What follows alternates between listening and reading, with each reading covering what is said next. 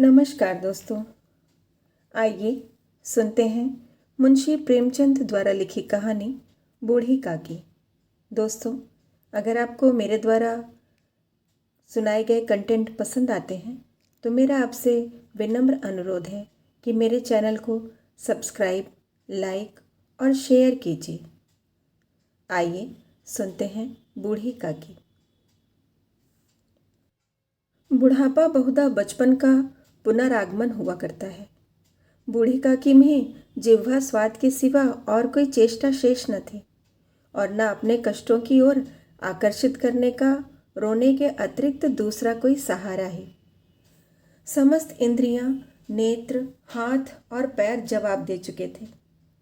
पृथ्वी पर पड़ी रहती और जब घर वाले कोई बात उनकी इच्छा के प्रतिकूल करते या भोजन का समय टल जाता, उसका परिणाम पूर्ण न होता अथवा बाजार से कोई वस्तु आती और उन्हें ना मिलती तो रोने लगती थीं। उनका रोना सिसकना साधारण न था, वह गला फाड़ फाड़ कर रोती थीं। उनके पतिदेव को स्वर्ग सिधारे कालांतर हो चुका था। बेटे तरुण होकर चल बसे थे। अब एक भतीजे के सिवाय और कोई न था। उसी भतीजे के नाम उन्होंने अपनी सारी संपत्ति लिख दी थी। भतीजे ने संपत्ति लिखाते समय तो खूब लंबे चौड़े वादे किए, परंतु वे सब वादे केवल कुली डिपो के दलालों के दिखाए हुए सब्ज बाग थे। यद्यपि उस संपत्ति की वार्षिक आय 150-200 रुपये से कम न थी, तथापि बूढ़ी काकी को पेट भर भोजन भी कठिनाई से मिलता था। इसमें उनके भतीजे पंडित बुद्धिराम का अपराध था अथवा उनकी अर्धांगिनी श्रीमती रूपा का, इसका निर्णय करना सहज नहीं। बुद्धिराम स्वभाव के सज्जन थे, किंतु उसी समय तक जब तक कि उनके कोष पर कोई आंच न आए। रूपा स्वभाव से तीव्र थी, सही, पर ईश्वर से डरती थी। अतएव बूढ़ी काकी को उसकी तीव्रता उतनी न खलती थी जितनी बुद्धिराम की भलमनसाहट। बुद्धिराम को कभी कभी अपने अत्याचार का खेद होता था। विचारते कि इसी संपत्ति के कारण मैं इस समय भला मानुस बना बैठा हूँ। यदि मौखिक आश्वासन और सूखी सहानुभूति से स्थिति में सुधार हो सकता तो उन्हें कदाचित कोई आपत्ति न होती, परंतु विशेष व्यय का भय उनकी सचेष्टा को दबाए रखता था। यहाँ तक कि यदि द्वार पर कोई भला आदमी बैठा होता और बूढ़ी काकी उस समय अपना राग अलापने लगती तो वह आगे हो जाते और घर में आकर जोर से डांटते। लड़कों को बुढ़ों से स्वाभाविक विद्वेष होता ही है, और फिर जब माता पिता का यह रंग देखते तो बूढ़ी काकी को और भी सताया करते। कोई चुटकी काट कर भागता, कोई उन पर पानी की कुल्ली कर देता। काकी चीख मारकर रोती, परंतु यह बात प्रसिद्ध थी कि वे केवल खाने के लिए रोती हैं, अतएव उनके संताप और अंतर्नाद पर कोई ध्यान नहीं देता था। हाँ, काकी कभी क्रोधातुर होकर बच्चों को गालियां देने लगती तो रूपा घटनास्थल पर अवश्य आ पहुंचती। इस भय से काकी अपनी जिह्वा कृपाण का कदाचित ही प्रयोग करती थी। यद्यपि उपद्रव शांति का यह उपाय रोने से कहीं अधिक उपयुक्त था। संपूर्ण परिवार में यदि काकी से किसी को अनुराग था तो वह बुद्धिराम की छोटी लाडली लड़की थी। लाडली अपने दोनों भाइयों के भय से अपने हिस्से की मिठाई चबेना बूढ़ी काकी के पास बैठकर खाया करती थी। यही उसका रक्षागार था, और यद्यपि काकी की शरण उनकी लोलुपता के कारण बहुत महंगी पड़ती थी, तथापि भाइयों के अन्याय से कहीं सुलभ थी। इसी स्वार्थ अनुकूलता ने उन दोनों में प्रेम और सहानुभूति का आरोपण कर दिया था। रात का समय था। बुद्धिराम के द्वार पर शहनाई बज रही थी और गांव के बच्चों का झुंड विस्मयपूर्ण नेत्रों से गाने का रसास्वादन कर रहा था। चारपाइयों पर मेहमान विश्राम करते हुए नाइयों से मुक्कियां लगवा रहे थे। समीप ही खड़ा हुआ भाट बिरादर वाली सुना रहा था और कुछ भावज मेहमानों के वाह वाह पर ऐसा खुश हो रहा था मानो इस वाह वाह का यथार्थ में वही अधिकारी है। दो एक अंग्रेजी पढ़े नवयुवक इन व्यवहारों से उदासीन थे। वे इस गंवार मंडली में सम्मिलित होना अपनी प्रतिष्ठा के प्रतिकूल समझते थे। आज बुद्धिराम के बड़े लड़के सुखीराम का तिलक आया है। वह उसी का उत्सव है। घर के भीतर स्त्रियां गा रही थीं और रूपा मेहमानों के लिए भोजन के प्रबंध में व्यस्त थी। भट्टियों पर कड़ाहे चढ़े थे। एक में पूरियां कचौरियां निकल रही थीं, दूसरे में अन्य पकवान बन रहे थे। एक बड़े हंडे में मसालेदार तरकारी पक रही थी।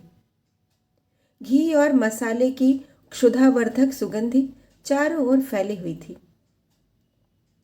बूढ़ी काकी अपनी कोठरी में शोक में विचार की भांति बैठी हुई थी। वह स्वाद मिश्रित सुगंधी उन्हें बेचैन कर रही थी। वे मन ही मन विचार कर रही थी, संभवतः मुझे पूड़ियाँ न मिलेंगी। इतनी देर हो गई, कोई भोजन लेकर नहीं आया। मालूम होता है सब लोग भोजन कर चुके, मेरे लिए कुछ न बचा। यह सोचकर उन्हें रोना आया, परंतु अपशकुन के भय से वे रो न सकी। आहा, कैसी सुगंधी है! अब मुझे कौन पूछता है? जब रोटियों के ही लाले पड़े हैं, तब ऐसे भाग्य कहाँ कि भरपेट पूड़ियाँ मिले। यह विचार कर उन्हें रोना आया। कलेजे में एक हूक सी उठने लगी, परंतु रूपा के भय से उन्होंने फिर मौन धारण कर लिया। बूढ़ी काकी देर तक इन्हीं दुखदायक विचारों में डूबी रही। घी और मसालों की सुगंधी रह रहकर मन को आपे से बाहर किए देती थी। मुंह में पानी भर भर आता था। पूड़ियों का स्वाद स्मरण कर हृदय में गुदगुदी होने लगती थी। किसे पुकारूं? आज लाडली बेटी भी नहीं आई। दोनों छोकरे सदा कष्ट दिया करते हैं, आज उनका भी कहीं पता नहीं। कुछ मालूम तो होता कि क्या बन रहा है। बूढ़ी काकी की कल्पना में पूड़ियों की तस्वीर नाचने लगी। खूब लाल लाल, फूली फूली, नरम नरम होंगी। रूपा ने भली भांति मोयन दिया होगा। कचौरियों में अजवाइन और इलायची की महक आ रही होगी। एक पूरी मिलती तो जरा हाथ में लेकर देखती, क्यों न चलकर कड़ाह से सामने ही बैठो। पूड़ियाँ छन छन कर तैरती होंगी, कड़ाह से गरम गरम निकालकर थाल में रखी जाती होंगी। फूल हम घर में भी सूंघ सकते हैं, परंतु वाटिका में कुछ और बात होती है। इस प्रकार निर्णय करके बूढ़ी काकी उकड़ू बैठकर हाथों के बल सरकती हुई बड़ी कठिनाई से चौखट उतरी और धीरे धीरे रेंगती हुई कड़ाहे के पास जा पहुंची। यहाँ आने पर उन्हें उतना ही धैर्य हुआ जितना भूखे कुत्ते को खाने वाले के सम्मुख बैठने पर होता है। रूपा उस समय कार्यभार से उद्विग्न हो रही थी। कभी इस कोठे में जाती, कभी उस कोठे में, कभी कड़ाह के पास आती, कभी भंडारे में जाती।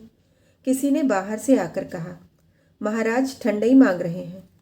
ठंडई देने लगी। इतने में फिर किसी ने आकर कहा, भाट आया है, उसे कुछ दे दो।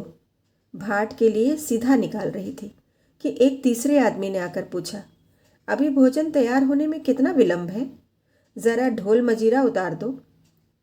बेचारी अकेली स्त्री दौड़ते दौड़ते व्याकुल हो रही थी। झुंझलाती थी, कुड़ती थी, परंतु रोष प्रकट करने का अवसर न पाती थी। भय होता कहीं पड़ोसने यह न कहने लगे कि इतने में ही उबल पड़ी। प्यास से उसका कंठ सूख रहा था, गर्मी के मारे फूंक जाती थी, परंतु इतना अवकाश भी नहीं था कि जरा पानी पी ले अथवा पंखा लेकर झले। यह भी खटका था कि जरा आंख हटी और चीज़ों की लूट मची।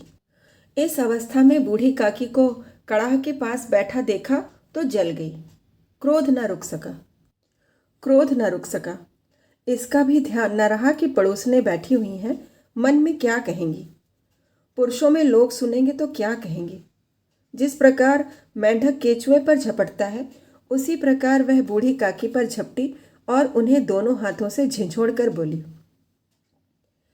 ऐसे पेट में आग लगी, पेट है या भाड़? कोठरी में बैठते क्या दम घुटता था?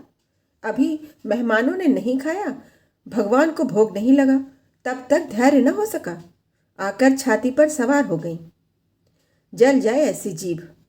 दिन भर खाती न होती तो न जाने किसकी हांडी में मुंह डाल दी। गांव देखेगा तो कहेगा बुढ़िया भरपेट खाने को नहीं पाती, तब तो इस तरह मुंह बाए फिरती है। डाइन मरे न माचा छोड़े, नाम बेचने पर लगी है, नाक कटवा कर दम लेगी। इतना ठूंसती है न जाने कहाँ भस्म हो जाता है। लो भला, चाहती हो तो जाकर कोठरी में बैठो। अब जब घर के लोग खाने लगेंगे तब तुम्हें भी बुलाएगा। तुम कोई देवी नहीं हो कि चाहे किसी के मुंह में पानी न जाए परंतु तुम्हारी पूजा पहले हो जाए।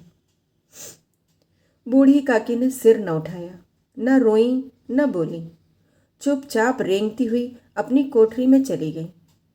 आघात ऐसा कठोर था कि हृदय और मस्तिष्क की संपूर्ण शक्तियां, संपूर्ण विचार और संपूर्ण भार उसी ओर आकर्षित हो गए थे।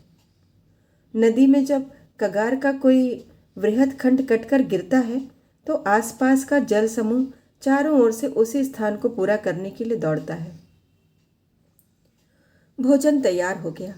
आंगन में पत्तल पड़ गए। मेहमान खाने लगे। स्त्रियों ने जेवनार गीत गाना आरंभ कर दिया। मेहमानों के नाई और सेवकगण भी उसी मंडली के साथ किंतु कुछ हटकर भोजन करने बैठे थे।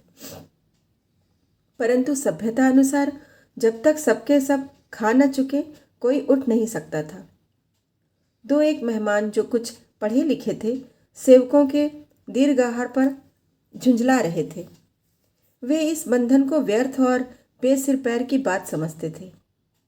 बूढ़ी काकी अपनी कोठरी में जाकर पश्चाताप कर रही थी कि मैं कहाँ से कहाँ आ गई। उन्हें रूपा पर क्रोध नहीं था, अपनी जल्दबाजी पर दुख था। सच ही तो है, जब तक मेहमान लोग भोजन न कर चुकेंगे घर वाले कैसे खाएंगे। मुझसे इतनी देर भी न रहा गया। सबके सामने पानी उतर गया। अब जब तक कोई बुलाने न आएगा न जाऊंगी। मन ही मन इसी प्रकार विचार कर वह बुलावे की प्रतीक्षा करने लगी।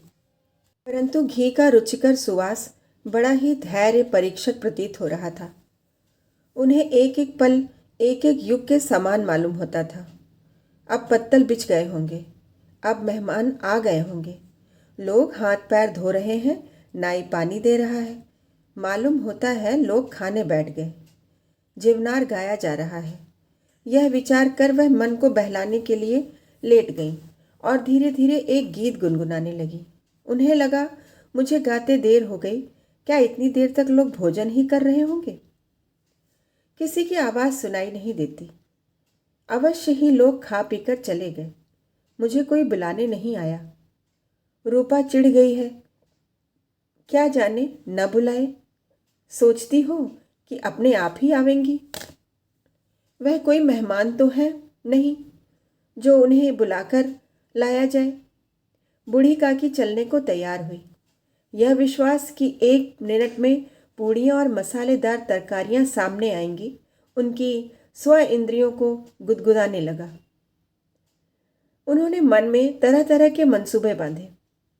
पहले तरकारी से पूड़ियाँ खाऊंगी, फिर दही शक्कर से। कचौरियाँ रायते के साथ मज़ेदार मालूम होंगी। चाहे कोई बुरा माने चाहे भला, मैं तो मांग मांग कर खाऊंगी। यही न लोग कहेंगे कि इन्हें विचार नहीं। कहा करें, इतने दिनों के बाद पूड़ियाँ मिल रही हैं तो मुंह जूठा करके थोड़े ही उठ जाऊंगी। वह उकड़ू बैठकर हाथों के बल खिसकती आंगन में आई। परंतु हाय रे दुर्भाग्य! अभिलाषा ने अपने पुराने स्वभाव के अनुसार समय की मिथ्या कल्पना की थी। मेहमान मंडली अभी बैठी थी। कोई खाकर उंगलियां चाटता था, कोई तिरछे नेत्रों से देखता था कि लोग अभी खा रहे हैं या नहीं। कोई इस चिंता में था कि पत्तल पर पूड़ियाँ छूटी जाती हैं, किसी तरह इन्हें भीतर रख लेता। कोई दही खाकर जीभ चटकारता था, परंतु दोना मांग संकोच करता था कि इतने में बूढ़ी काकी रेंगती हुई उनके बीच में जा पहुंची। कई आदमी चौंक कर उठ खड़े हुए, पुकारने लगे, अरे यह कौन बुढ़िया है? यह कहाँ से आ गई? देखो किसी को छू न दे। पंडित बुद्धिराम काकी को देखते ही क्रोध से तिलमिला गए। पूड़ियों का थाल लिए खड़े थे। थाल को जमीन पर पटक दिया और जिस प्रकार निर्दयी महाजन किसी बेईमान और भगोड़े आसामी को देखते ही झपट कर उसका टेटुआ पकड़ लेता है, उसी तरह लपक कर उन्होंने बूढ़ी काकी के दोनों हाथ पकड़े और घसीटते हुए लाकर उन्हें अंधेरी कोठनी में धम्म से पटक दिया। आशा रूपी वाटिका लू के एक झोंके से नष्ट विनष्ट हो गई।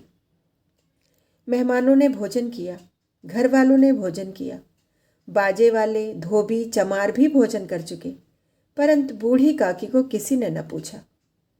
बुद्धिराम और रूपा बूढ़ी काकी को उसके निर्लज्जता के लिए दंड देने का निश्चय कर चुके थे। उनके बुढ़ापे पर, दीनता पर, हतज्ञान पर किसी को करुणा न आती थी। अकेली लाडली उनके लिए कुढ़ रही थी। लाडली को काकी से अत्यंत प्रेम था। बेचारी भोली लड़की थी।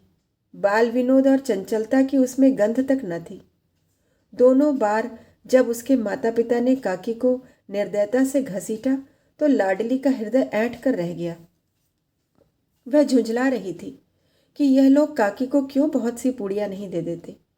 क्या मेहमान सबकी सब खा जाएंगे?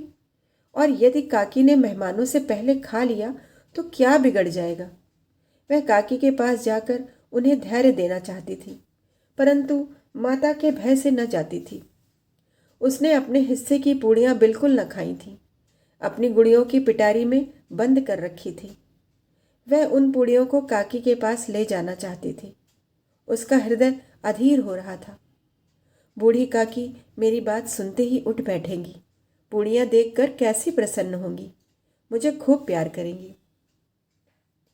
रात के 11 बज गए थे। रूपा आंगन में पड़ी सो रही थी। लाडली की आंखों में नींद न आती थी। काकी को पुड़ियाँ खिलाने की खुशी उसे सोने न देती थी। उसने गुड़ियों की पिटारी सामने ही रखी थी। जब विश्वास हो गया कि अम्मा सो रही हैं तो वह चुपके से उठी और विचारने लगी, कैसे चलूं? चारों ओर अंधेरा था, केवल चूल्हों में आग चमक रही थी।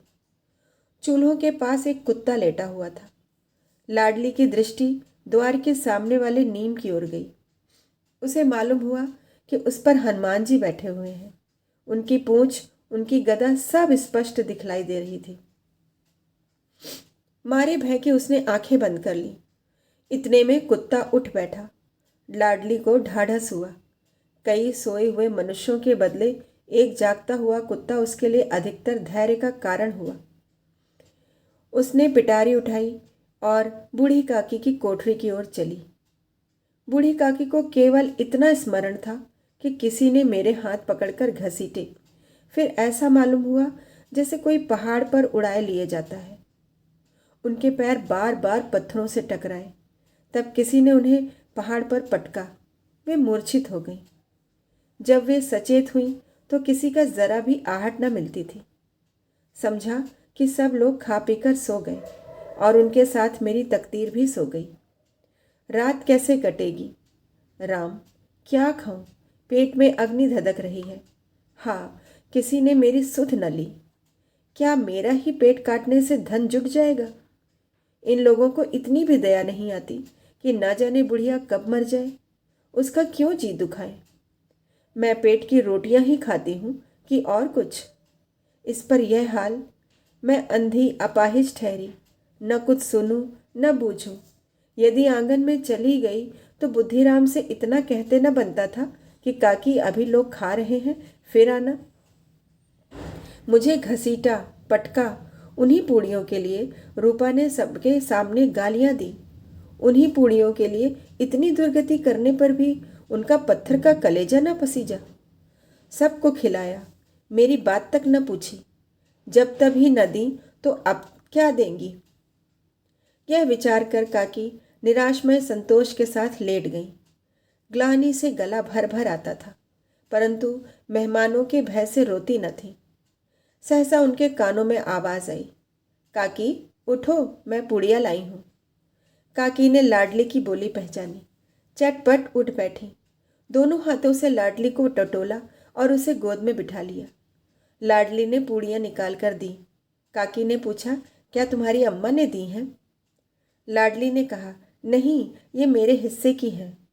काकी पूड़ियों पर टूट पड़ी। 5 मिनट में पिटारी खाली हो गई। लाडली ने पूछा, काकी पेट भर गया? जैसे थोड़ी सी वर्षा ठंडक के स्थान पर और भी गर्मी पैदा कर देती है, उसी भांति इन थोड़ी सी पुड़ियों ने काकी की क्षुधा और इच्छा को उत्तेजित कर दिया था। बोली, नहीं बेटी, जाकर अम्मा से और मांग लाओ। लाडली ने कहा, अम्मा सोती हैं, जगाऊंगी तो मारेंगी। काकी ने पिटारी को फिर टटोला। उसमें कुछ खुरचन गिरे थे। उन्हें निकालकर वे खा गईं। बार बार होंठ चाटती थी, चटकारे भरती थी। हृदय महसूस रहा था कि और पुड़ियाँ कैसे पाऊं। संतोष सेतु जब टूट जाता है तब इच्छा का बहाव अपरिमित हो जाता है। मतवालों को मद का स्मरण कराना उन्हें मदांध बनाता है। काकी का अधीर मन इच्छा के प्रबल बहाव में बह गया। उचित और अनुचित का विचार जाता रहा। वे कुछ देर तक उस इच्छा को रोकती रहीं। सहसा लाडली से बोली, मेरा हाथ पकड़कर वहां ले चलो जहां मेहमानों ने बैठकर भोजन किया है। लाडली उनका अभिप्राय समझ न सकी। उसने काकी का हाथ पकड़ा और ले जाकर जूठे पत्तलों के पास बिठला दिया। दीन, श्रुता आतुर, हत ज्ञान बुढ़िया पत्तलों से पूड़ियों के टुकड़े चुन चुनकर भक्षण करने लगी। ओह, दही कितना स्वादिष्ट था, कचौरियाँ कितनी सलोनी, खस्ता कितने सुकोमल। काकी बुद्धिहीन होते हुए भी इतना जानती थी कि मैं जो काम कर रही हूँ वो मुझे कदापि नहीं करना चाहिए। मैं दूसरों के जूठे पत्तल चाट रही हूँ, परंतु बुढ़ापा तृष्णा रोग का अंतिम समय है, जब संपूर्ण इच्छाएं एक ही केंद्र पर आ जाती हैं। काकी का यह केंद्र उनकी स्वाद इंद्रियां थी। ठीक उसी समय रूपा की आंख खुली। उसे मालूम हुआ कि लाडली मेरे पास नहीं है। वह चौंकी, चरपाई के इधर उधर ताकने लगी कि कहीं नीचे तो नहीं गिर पड़ी। उसे वहां न पाकर वह उठ बैठी तो क्या देखती है कि लाडली जूठे पत्तलों के पास चुपचाप खड़ी है और बूढ़ी काकी पत्तलों पर पूड़ियों के टुकड़े उठा उठाकर खा रही हैं। रूपा का हृदय सन्न हो गया। किसी गाय की गर्दन पर छुरी चलते देखकर जो अवस्था उसकी होती, वही उस समय हुई। एक ब्राह्मणी दूसरों का जूठा पत्तल टटोले, इससे अधिक शोकमय दृश्य असंभव था। पूड़ियों के कुछ ग्रासों के लिए उसकी चचेरी सास ऐसा पतित और निकृष्ट कर्म कर रही है। यह वह दृश्य था जिसे देखकर देखने वालों के हृदय कांप उठते हैं। ऐसा प्रतीत होता मानो जमीन रुक गई, आसमान चक्कर खा रहा है, संसार पर कोई नई विपत्ति आने वाली है। रूपा को क्रोध न आया। शोक के सम्मुख क्रोध कहाँ। करुणा और भय से उसकी आंखें भर आईं। इस अधर्म के पाप का भागी कौन है? उसने सच्चे हृदय से गगन मंडल की ओर हाथ उठाकर कहा, परमात्मा, मेरे बच्चों पर दया करो। इस अधर्म का दंड मुझे मत दो, नहीं तो हमारा सत्यानाश हो जाएगा। रूपा को अपनी स्वार्थपरता और अन्याय इस प्रकार प्रत्यक्ष रूप में कभी न दिखाई पड़ा था। वह सोचने लगी, हाय, कितनी निर्दय हूं मैं। जिसकी संपत्ति से मुझे 200 रुपया वार्षिक आय हो रही है, उसकी यह दुर्गति, और मेरे कारण। हे दया में भगवान, मुझसे भारी चूक हुई, मुझे क्षमा करो। आज मेरे बेटे का तिलक था, सैकड़ों मनुष्यों ने भोजन पाया, मैं उनके इशारों की दासी बनी रही, अपने नाम के लिए सैकड़ों रुपए व्यय कर दिए, परंतु जिसकी बदौलत हजारों रुपए खाए, उसे इस उत्सव में भी भरपेट भोजन न दे सकी। केवल इस कारण तो वह वृद्धा है, असहाय है। रूपा ने दिया जलाया, अपने भंडार का द्वार खोला और एक थाली में संपूर्ण सामग्रियां सजाकर लिए हुए बूढ़ी काकी की ओर चली। आधी रात जा चुकी थी। आकाश पर तारों के थाल सजे हुए थे और उन पर बैठे हुए देवगण स्वर्गीय पदार्थ सजा रहे थे, परंतु उनमें किसी को वह परमानंद प्राप्त न हो सकता था जो बूढ़ी काकी को अपने सम्मुख थाल देखकर प्राप्त हुआ था। रूपा ने कंठ अवरुद्ध स्वर में कहा, काकी, उठो, भोजन कर लो। मुझसे आज बड़ी भूल हुई, उसका बुरा न मानना। परमात्मा से प्रार्थना कर दो कि वह मेरा अपराध क्षमा कर दो। भोले भाले बच्चों की भांति जो मिठाइयाँ पाकर मार और तिरस्कार सब भूल जाते हैं, बूढ़ी काकी बैठी हुई खाना खा रही थी। उनके एक एक रोए से सच्ची सदिच्छाएं निकल रही थीं और रूपा बैठी इस स्वर्गीय दृश्य का आनंद लूटने में निमग्न थी। कहानी सुनने के लिए बहुत बहुत धन्यवाद। कल फिर मिलेंगे एक नई कहानी के साथ।